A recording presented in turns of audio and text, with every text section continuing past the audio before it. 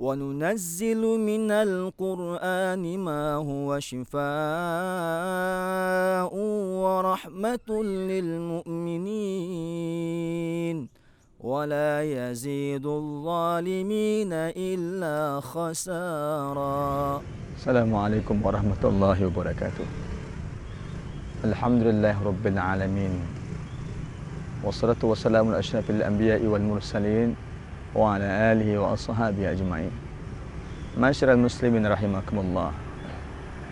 Sesungguhnya awal daripada kebaikan-kebaikan kita bermula dari hati. Seseorang tidak akan pernah dapat memulakan kebaikan kalau dalam hatinya terdapat keburukan.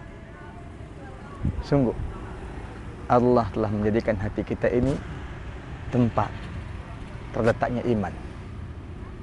Dan iman tidak akan pernah bercampur dengan kebatilan.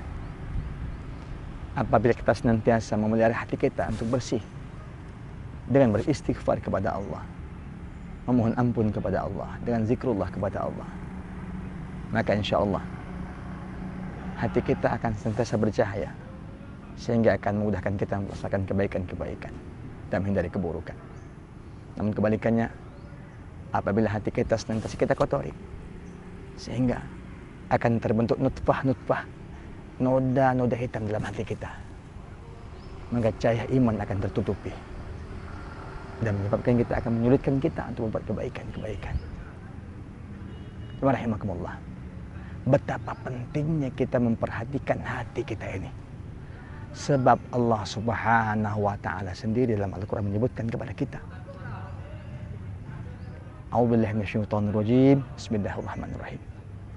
Yauma la yunfa'u malu wala banun illa man atallaha biqalbin salim.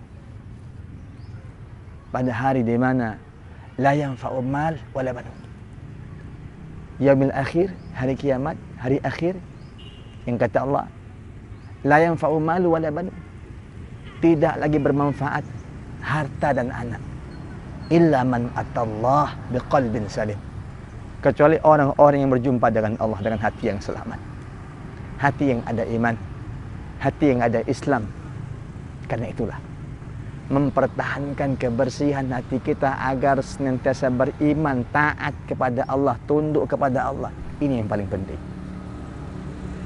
Maka cara yang paling pertama, bagaimanapun juga, kita wajib memperhatikan kebersihan niat kita kepada Allah. Sebab parameter ibadah kita, parameter amal kita, parameter i'tikad kita kepada Allah, bersihnya hati. Bersihnya hati tercermin dalam akidah yang benar, salimul akidah. Dan bersihnya ibadah, sahihul ibadah. Sesungguhnya Allah menerima amal kita dengan dua syarat. Yang paling pertama, lurusnya niat kepada Allah Subhanahu wa taala. Innama a'malu binniyat.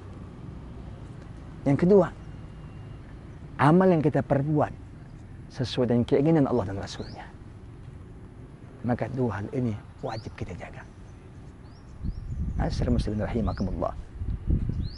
Bagi orang mukmin, apapun sebesar apapun amal kebaikannya, kalau niatnya bukan karena Allah, maka amal yang besar itu, meskipun dia menakjubkan pandangan mata, mengherankan manusia, maka tidak ada apa-apanya di sisi Allah Subhanahu wa taala, karena niatnya bukan karena Allah.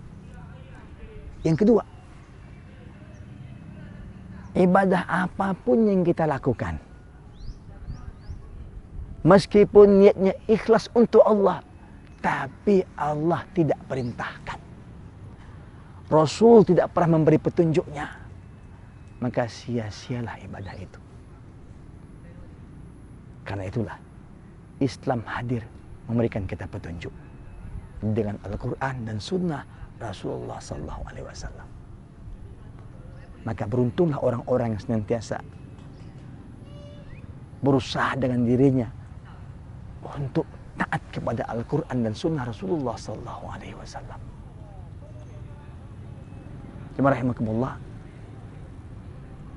Karena itulah berawal dari niat untuk ikhlas kepada Allah, mengamalkan Islam dengan Al-Quran dan Sunnah Rasulullah, kita mulakan setiap perbuatan kita. Sungguh Rasulullah SAW berpesan kepada kita, Inna Allah la yanzuru ila suwarikum wa amwalikum, walakin Allah yanzuru ila qulubikum wa a'malikum. Rawahul Muslim.